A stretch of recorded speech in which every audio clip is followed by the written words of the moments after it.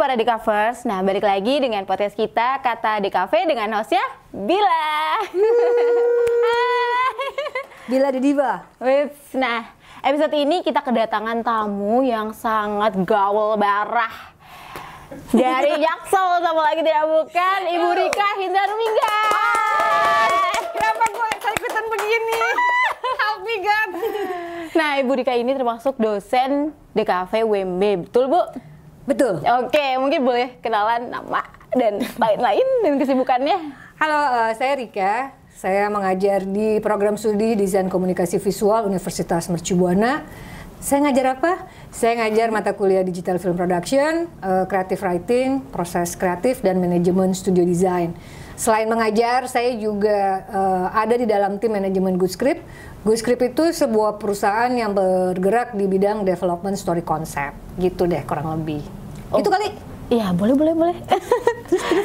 Oke, nah Bu Rika ini kan ngajar film ya, mata kuliah film. Nah, jenjangnya itu seperti apa sih Bu? S1-nya mungkin apa, gimana S2-nya? Oke, kalau background edukasi sih, aku apa saya ya?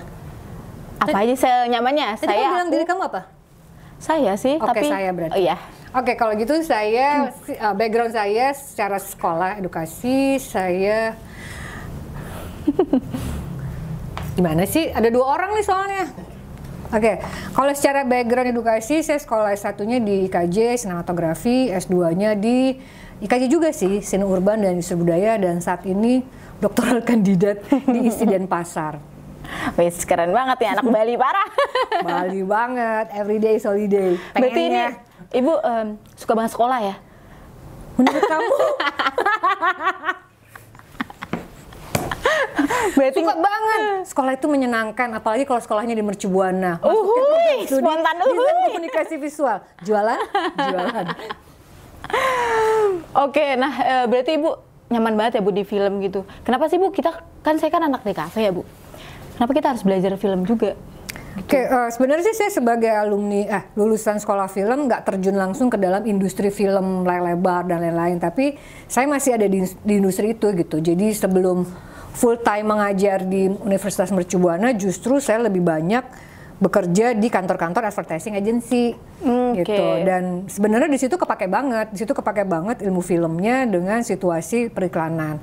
Nah, nyambungnya pada saat mengajar di Universitas Mercu Buana di DKV ada mata kuliah terkait audiovisual.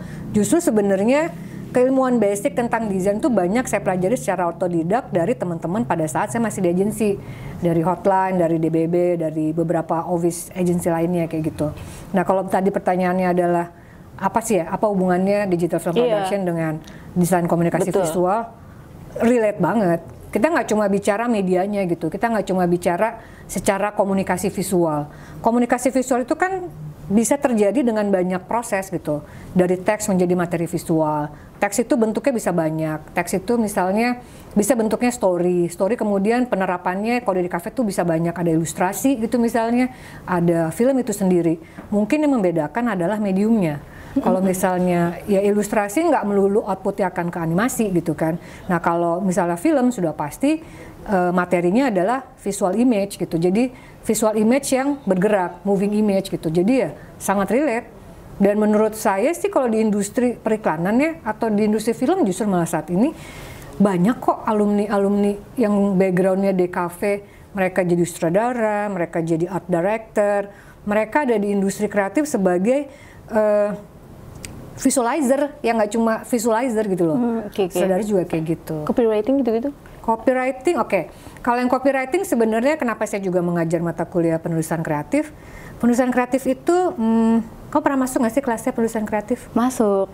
Penulisan kreatif itu kan lo nulis apa aja sebenarnya gitu kan? Karena menulis itu kan sebuah proses ya.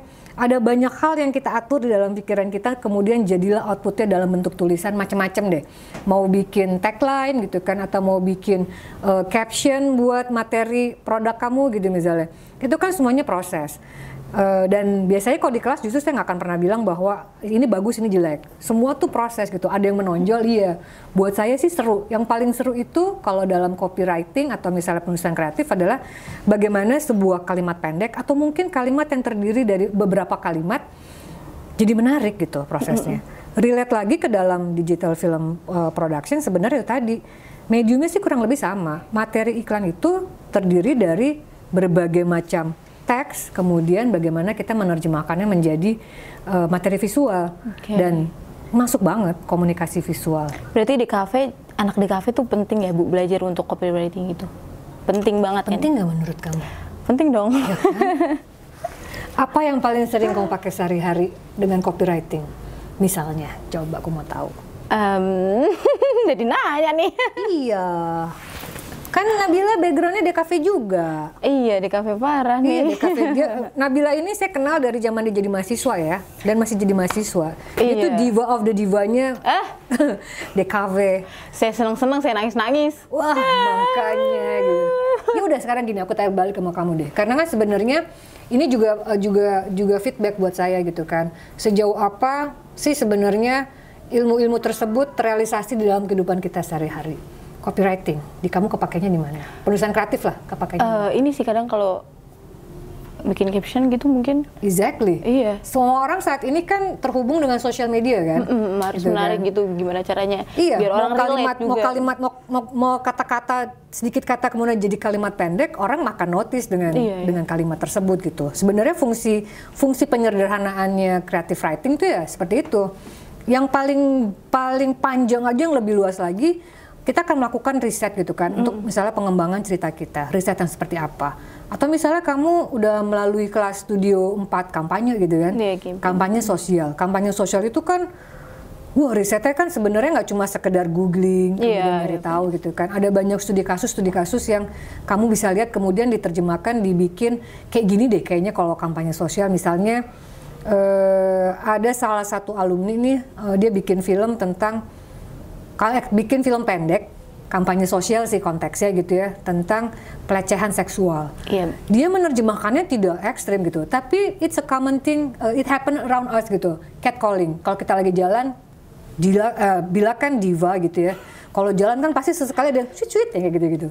Kesel kan? Kesel. Pengen nonjok kan? Iya bener-bener. Kita bisa ngapain dengan kayak gitu? Maksudnya kita nonjok orang tengah jalan, termasuk polisi gitu kan. Tapi sebagai anak desain kita punya media nih buat bikin awareness, buat menyuarakan setidaknya kalau misalnya seluruh Indonesia nggak aware gitu ya, belum paling nggak teman-teman deh, adik-adik kelas gitu kan, bahwa don't do catcalling gitu kan misalnya. Atau misalnya hal lain yang bisa diterjemahkan adalah branding. Kalau saya di kelas periklanan biasanya kalau bikin materi branding tuh harus ada apa? Storytellingnya. Storytelling is in everyday our life gitu kan. Setiap hari tuh kita pasti akan terhubung dengan cerita. Mau datang ke sini aja kita ngelihat misalnya pengalaman saya gitu ya, mau datang ke sini membuat saya bersyukur dengan hidup saya dengan kenapa sih gini aja nih, rasanya hebat banget. Misalnya gini, saya lihat ada pemulung ya dengan gerobaknya, jadi saya bisa mendefinisikan dia pemulung dengan gerobaknya, terus ada anaknya gitu. Saya ngeliat anaknya berkebutuhan khusus secara fisik, kayak Down syndrome sih kayaknya, karena mukanya mongoloid gitu kan. Gila, kebayang gak sih if that happen to me gitu ya, hidup gue kayak apa, biarpun saya punya banyak kenyamanan gitu dalam hidup saya, sementara mereka gitu misalnya, itu kan sebenarnya cerita. Kemudian dari cerita itu kan ada di dalam pikiran kita, kemudian tersimpan lah di memori kita gitu.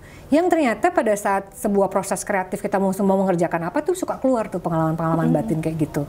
Jadi kamu termasuk suka nongkrong sendirian gak sih? Enggak, kayak berasa aneh. Gak punya temen aja gitu ya. Enggak suka sih. Soalnya nongkrong sendirian. Nongkrong sendirian, ngepoin sih nggak ngepoin ya. Misalnya di coffee shop gitu ya, duduk aja handphone gitu kan. Sering. Kayak kamu sering gak gitu? Enggak. Maksudnya ibu sering? Iya, ngamatin orang. Oh lah, anaknya film banget. Enggak, dari dulu. Tapi itu kamu tipe orang yang datang ke bioskop sendirian nggak? Enggak lagi. Aku soalnya datang sendirian ke bioskop kadang-kadang. Jadi sebenarnya yang menarik nih ya dalam ruang lingkup ini yang terjadi dalam keseharian saya dan kemudian bisa saya share juga ke mahasiswa adalah amatan. Kita tuh harus punya studi amatan. Sebenarnya nggak mesti lagi rame-rame juga bisa, cuma harus ada yang kita klik, kita save gitu kan. Adalah hal seperti itu nih.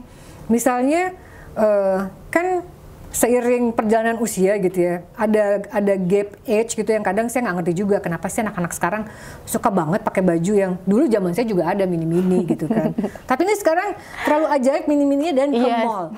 Hey, mall itu dingin ya. Saya nggak ngerti deh kenapa sih kalau ke mall mesti pakai kemben gitu ya dengan segala macam.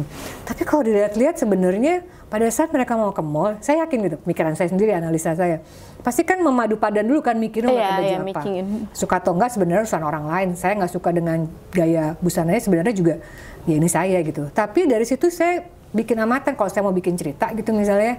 Ternyata anak-anak sekarang tuh model bajunya kayak gitu tapi penuh perhitungan di belakang. Celananya lebar, tapi atasannya kemben gitu kan. Dan di mall, dingin gak sih gua aja begini gitu. Kayak gitu. Tapi sebenarnya nyambungnya gitu sih, Bill. Gak tau sih. Nah, kan tapi seru sih. Cuman saya, berarti ibu sering banget sendiri untuk amati gitu, yang mengamati gitu-gitu. Ya kadang. Cuma kalau saya sih senengnya di motor kayak.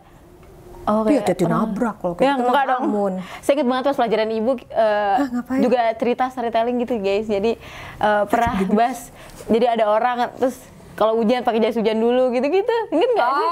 Iya. Oh, cerita jas hujan. Iya, bener jas hujan. Kalau di perusahaan kreatif yang cerita jas hujan itu gini. Jadi ada ibu kos, ya punya suami lah ya. Dia pokoknya ada anak, pokoknya dia lagi di depan rumahnya, dia tuh marahin satu anak yang nggak pakai jas hujan ya kalau nggak salah, karena suaminya nggak pakai jas hujan kemudian sakit gitu. Oke. At the end pokoknya at the end si bapak ini jadi punya bisnis jualan jas hujan. Based on the story gitu bahwa jas hujan tuh penting banget. Dari mana sih gitu kan? Ya dalam kehidupan sehari-hari aja. Oke, bahas. Ini kan udah storytelling ya Bu. Mungkin kita mau bahas film. Wow. Berarti kalau ibu nonton film, berarti mikir tuh gimana cara produksinya, post produksinya. Nah, boleh dijelasin prosesnya mungkin? Kadang sih kalau nonton film ya nonton aja gitu. Udah terbiasa. Kalau dulu sih mungkin kalau nonton film pakai beban.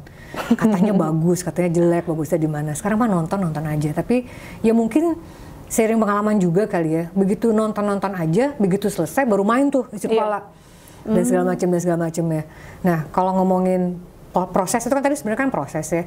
Di setiap tahapan desain kan juga ada proses gitu kan. Ada alur desain itu juga ada. Di filmmaking juga ada alurnya. Di antara praproduksi, development, di antara praproduksi, produksi dan post production itu sebenarnya di atasnya ada development. Yang paling lama sebenarnya dalam sebuah proses perancangan apapun itu adalah development proses. Nyari ide cerita gitu. Biarpun kita terhubung dengan banyak cerita, biarpun kita orang yang pandai bercerita, suka ngobrol, ide cerita tuh kadang begitu harus dikeluarin diem. Hai, kemana ide gitu kan? Setiap hari kita ngobrol gitu di development gitu kan. Nah, dari development ini kemudian banyak hal yang sudah biasa kalian lakukan tuh, riset gitu kan terkait dengan cerita. Kemudian dari riset terkait dengan cerita, kalau ceritanya adalah tentang seorang anak yang merasa kesepian, atau misalnya tema terakhir dia adalah satu film mahasiswa yang bicara mengenai cyberbullying, berarti kan mungkin dia gamers gitu. Pasti kan kamu akan riset gitu kan, gamers tuh kayak apa sih tampilannya, kayak apa sih setnya, komputernya kayak apa sih, speknya seperti apa sih, apakah dia pakai headphone, apakah dia pakai headphone yang ada mikrofonnya, kemudian kursinya, apa segala macam, sebenarnya riset kayak gitu kan. Nah itu tahapannya dari development ke praproduksi. Sebenarnya tahapan yang paling lama itu di development dan praproduksi, karena kalau produksi itu cepat banget. Ibaratnya kita nyiapin tuh bisa 6 minggu atau 4 minggu atau 1 bulan gitu misalnya. Syuting cuma 2 hari. Syuting itu karena udah ada skripnya juga gitu. ya. Karena udah skripnya. Nah, skrip ini kan sebenarnya paling lama digodoknya. Kemudian post production juga mungkin bisa jadi akan lama gitu. Tapi bisa jadi juga cepet. Kalau misalnya syuting yang kayak gini gitu misalnya, sepanjang itu terkonsep ya semuanya akan baik-baik aja. Yang akan jadi lama misalnya baru kepikiran harusnya shot ini ada sementara nggak ada. Kemana aja gitu kan. Ternyata ada trouble di teknis audio gitu misalnya, atau beberapa hal lainnya. Jadi tahapannya sih kurang lebih sama seperti yang dilalui di dalam tahapan desain. Oke. Tahapan desain apa aja, Bil? Aduh, saya kayaknya udah lupa deh, Bu. Baru semester terakhir. Diva. Jangan panggil Diva dong, Bu. Diva should be smart. Queen. Queen. Nggak, enak aja. Ngatur-ngatur saya kamu. Oke, berbicara dengan anak film. Nah, film lagi. Iya. Capek nggak sih Bu jadi anak film gitu? Mungkin ada trouble-nya atau punya story? Capek banget. Gimana tuh capeknya? Makanya saya diem agak lama, karena capeknya masih berasa. Oh. Enggak gitu. Ada di dunia film, ada di industri film, satu yang pasti adalah tentang passion. Kamu mau jadi desainer kan juga passion gitu. Saya beruntung, saya bisa merasakan dua ranah gitu kan. Belajar di filmmaking, di periklanan pun, di agensi pun juga sebenarnya saya terhubungnya di kreatif departemennya itu lebih ke produser. Jadi kalau mau syuting segala macam, saya yang menghubungkan banyak pihak, saya yang mengelola agar konsep yang ada, ngejagain konsep dari agensi diturunin ke production house. Itu pada saat nanti selesai hasilnya, selesai syuting si production house ini, kemudian masih on track secara konsep gitu. Jadi capek banget karena kamu butuh kekuatan fisik. Saya nggak kebayang orang-orang nggak pernah tidur gitu kan, terus ada di lapangan. Kalau misalnya lokasinya enak, karena kan lokasi syuting nggak melulu di studio nyaman kayak gini iya, gitu. Bener. Kalau di luar sana, kalau saya di lokasi, kalau lagi di luar iya. lokasi, kamu akan lihat saya pakai lengan panjang dengan topi piknik yang lebar banget. Oh iya? Beneran. Dulu masih takut hitam, sekarang sudah enggak gitu. Tapi bukannya seru ya Bu, kayak langsung seru pasti, gitu? Seru sih pasti. Paling enak sebenarnya kepuasannya adalah begitu materinya jadi. Kamu deh pernah kan syuting buat mata kuliah digital film production gitu kan? Pasti kan terjadi banyak bukan pertentangan ya. Kekisruan juga bukan, apa ya bahasanya? Banyak lah ya hal yang terjadi pada saat persiapan syutingnya, even sama syutingnya, even sampai dengan editing di post productionnya gitu misalnya. Tapi begitu film itu udah diserahkan, nggak pede ya. Film gue gini banget sih. Tapi sebenarnya tuh keren banget lagi. Emang ada kelemahannya sih kalau anak-anak DKV di kelas digital film production, kelemahannya cuma satu, directing. Tapi selebihnya secara konseptual oke. Kemarin itu ada pemutaran film kelas digital film production yang semester kemarin gitu ya. Itu keren-keren banget secara ide. Saya ngeliat lagi itu pameran ya kemarin ya? Pameran. Nanti aku minta titip masukin teasernya. Boleh banget. Gitu nggak, soalnya kalau misalnya kita lihat di mata kuliah digital film production itu ya, semester kemarin sih saya agak bebasin di ide. Biasanya kan saya minta kepada kalian kan yang terhubung dengan kampanye sosial, cerita pendek yang terhubung dengan kampanye sosial. Ya ini enggak. Bebas ya berarti? Bebas. Jadi ada film horor. Oh iya? Ini keren banget. Seru banget. Karena film horor itu kan gini, film horor, film komedi itu drama juga susah dibuat sih. Yang unsur drama, percakapan itu susah dibuat. Tapi horor itu kan harus harus gitu kan. Sama kayak komedi kan juga harus harus gimana caranya Om. Saya nggak mungkin bikin film komedi pertama karena saya nggak lucu. Saya tuh garing banget gitu. Film garing nggak mungkin juga gitu. Siapa yang mau nonton film krik gitu kan? Orang kan harus ngerasa lucu. Nah yang kemarin tuh seru-seru sih, dramanya oke. Ada yang pakai visual effect juga bagus banget. Jadi di antara adegan kayak gini nih, di-insert lah animasi. Kita juga lagi ngobrol tapi animasi yang bikin sendiri gitu. Yang kemarin sih Nawal itu keren-keren banget sih secara ide. Memang ada kelemahan, nggak bagus-bagus banget, tapi bagus. Kelemahannya adalah di directing tuh karena pada saat kita mengarahkan, sebenarnya nggak cuma ngarahin pemain. Nih kayak kita ngomongin satu bagian layar ini sebenarnya yang harus kita arahin tuh apa yang akan terlihat di situ. Meletakin posisi bangku, baju yang mau dipakai gitu. Kayak gitu-gitu sih. Baru terbuka nih. Mau kuliah lagi di kelas. Nah, berarti Ibu kalau dari kecil gitu emang udah suka film? Emang bercita-cita jadi film? Suka enggak sih, nggak tahu malah. Nggak tahu bahwa ada sekolah film aja waktu itu sampai SMA nggak tahu. Saya cuma suka motret sih, saya suka fotografi. Oh, berarti dari SMA emang tujuannya emang mau kuliah apa sebenarnya? Jurnalistik. Jurnalistik masuk. It's true. Aku tuh waktu SBMPTN gitu ya, zaman kalian SBMPTN ya. Aku tuh ngejarnya kampus satu kampus negeri di daerah Bandung jurnalistik. Nggak masuk sis. Alah, jurnalistik. Masuk IKJ aja. Tadi aku kan kuliah di Institut Kesenian Jakarta di IKJ. Tadinya aja pengen masuk fotografi. Terus? Ada jurusan film. Oh jadinya ada TV belok. gitu kan. Aku belok kanan dikit lah, masih satu komplek gitu kan. Nggak masalah. Satu komplek. Fotografi, karena basicnya aku foto. Suka banget foto. Nggak terlalu terfasilitasi sih, jadi pengen banget dulu ya. Aduh, pengen banget dulu tuh SMA kan. Aku nggak ikut ekskul fotografi karena nggak punya kamera bagus. Oke. Harus punya kamera dulu sih. Tapi emang nggak diwadahin, maksudnya nggak disediain dari sekolah? Iya. Sekolah negeri nggak ada. Jadi kalau ada ekskul fotografi, ya udah, lo harus punya device lo sendiri, alat lo sendiri, equipment lo sendiri. Enggak, tapi dulu sih kalau lihat pameran foto ya, dulu aku suka banget. Dulu tuh saya suka banget ke Galeri Antara di Pasar Baru. Jadi lebih ke foto jurnalis. Jadi kalau sekolahnya jurnalistik, bukan berarti nulis-nulis juga. Saya mau jadi foto jurnalis. Tadinya gitu. Cita-cita tuh dulu. Tapi nggak diarahin mungkin sama orang tuanya gitu, jangan ngambil jurnalis gitu atau gimana? Dari sih dulu orang tua tuh nggak kayak orang tua kamu, zamannya saya jadi orang tua juga gitu, yang membebaskan kepada kalian, memberikan arahan segala macem. Dulu mah terserah lo juga udah bagus gitu. Oh itu. Tapi cukup sih, karena bapak ibu saya cukup fleksibel membolehkan anaknya masuk ke perguruan tinggi yang nggak biasa gitu loh, nggak ada tentangan apa-apa. Saya sih nggak jadi fotografer sekarang, tapi masih suka motret. Oh. Nah, S2 juga ngambil apa, Bu? Kalau S2? Kalau S2 aku tuh di KJ Seni Urban. Seni Urban itu kesenian urban. Apa ya? Gimana itu? Saya nggak paham. Nggak, pokoknya sebenarnya gini. Di S2 itu kalau di KJ itu seni urban dan industri budaya. Kebagi dua jurusan, penciptaan dan kajian. Nah, pada saat itu saya mengambilnya yang penciptaan. Nah, pada prosesnya karya yang dihasilkan adalah karya kolaborasi. Jadi ada teman saya dari jurusan musik, dia menjadi music directornya, kemudian saya ke komponen. Jadi kita bikin pertunjukan, bikin pertunjukan musik di Bentara Budaya Jakarta, Keroncong Orkestra. Dengan seratusan musisi gitu kan, keroncong tapi musisinya anak-anak sekolah musik. Saya mengisi komponen multimedia di dalam area panggung. Kolaborasi deh. Oke, terus kan Ibu anak film banget nih, Bu. Iya dong, film banget. Terus kenapa terjun jadi dosen DKV? Kenapa nggak jadi dosen film? Atau gimana? Iya, ternyata kerja lapangan itu melelahkan buat saya. Kondisi fisik tiap orang beda-beda.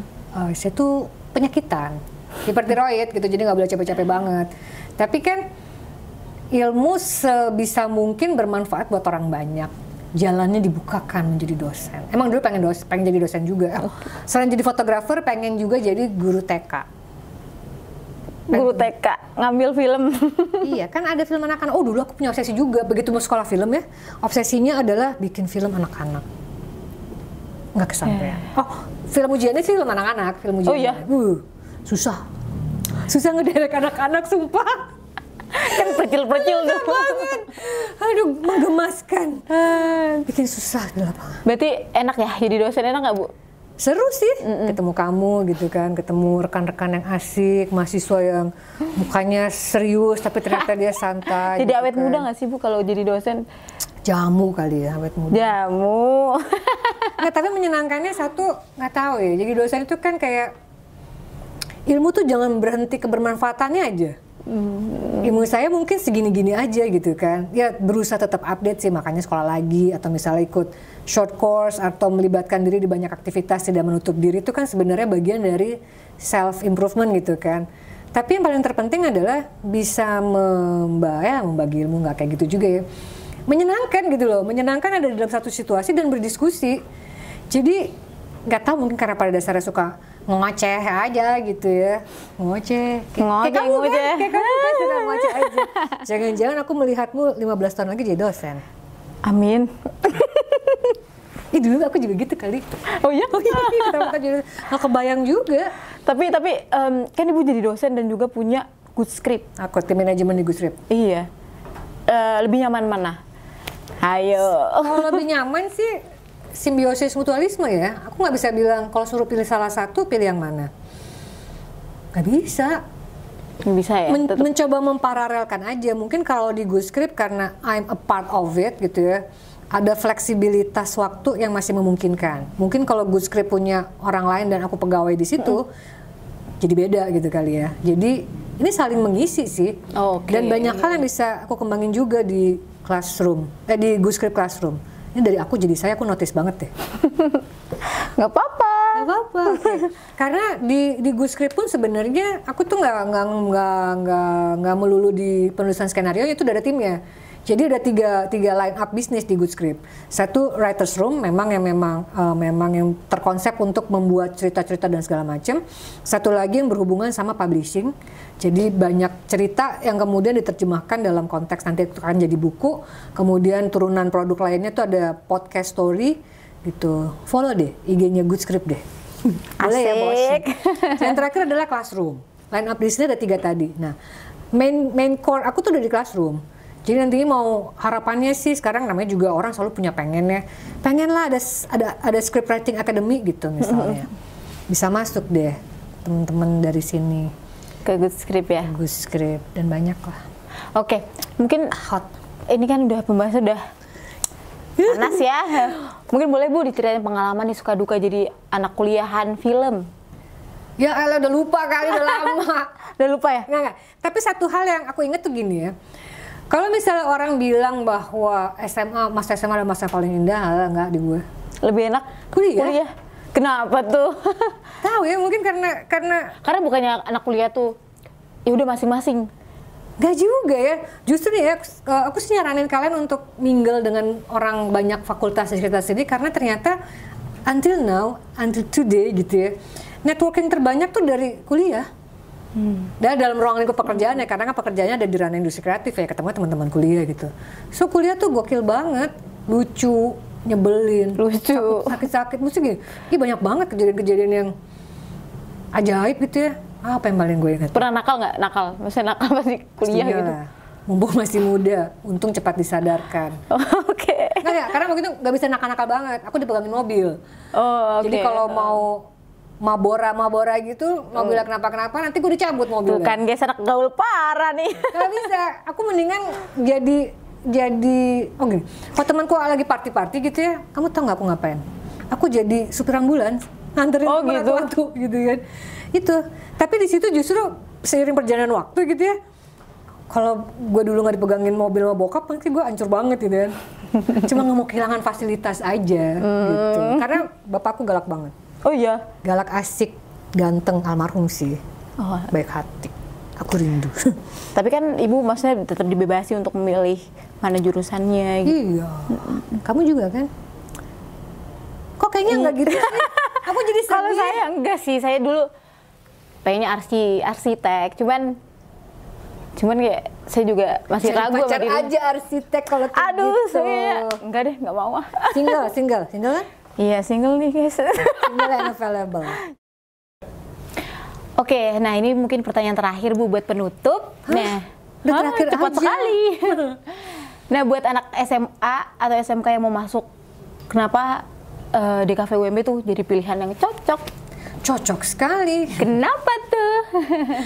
Gini, pertama mungkin kalau orang mau masuk ke perguruan tinggi ya, atau siapa mau masuk ke anak perguruan tinggi, atau kita mau milih perguruan tinggi, kan biasanya kita akan lihat apa aja sih yang bisa kita masukin. Misalnya ternyata nggak banyak loh orang tahu tentang DKV gitu kan. Benar. Karena kan yang paling common adalah kedokteran lah, bahasa lah, apa yang kayak gitu kan, teknik, Vkom gitu misalnya. Bener banget, karena bapak saya juga nggak tahu DKV. Iya makanya sebenarnya tuh nggak, ya, biarpun desainer tuh seluruh dunia pasti punya desainer gitu kan.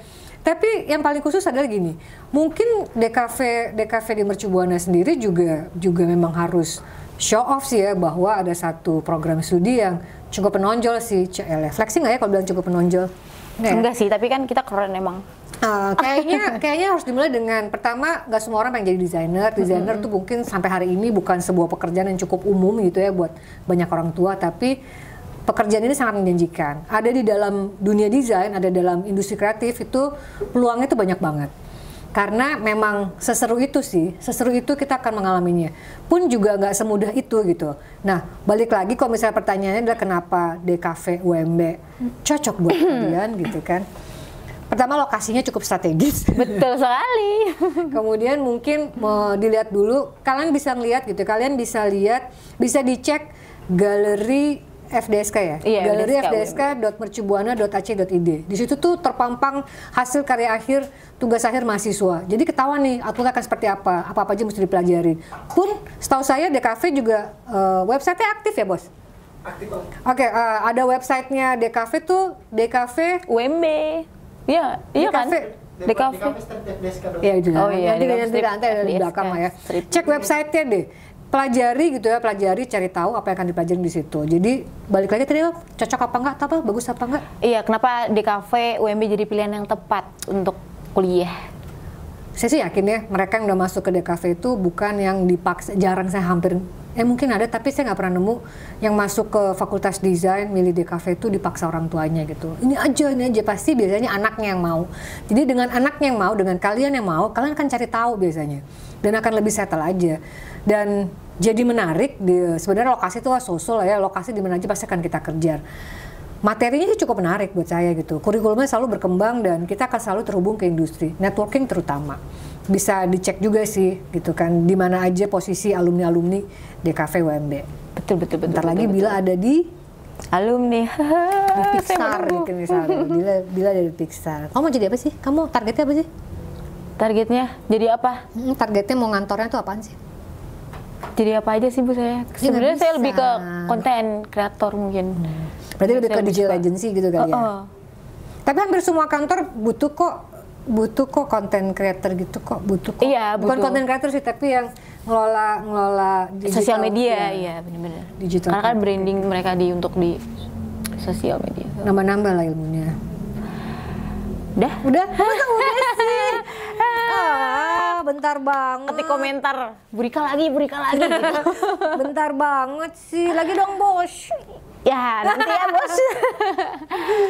Oke, itu dia pembahasan kita episode kali ini bersama Ibu Rika Hindra Ruminggar. Pembahasan tentang digital film production dan juga pengalaman Bu Rika ketika melaksanakan film praproduksi dan juga post-produksi. Nah, buat kalian yang mau lihat-lihat episode selanjutnya, kalian bisa cek Instagram kita, TikTok kita, dan juga YouTube kita di Para DKV UMB.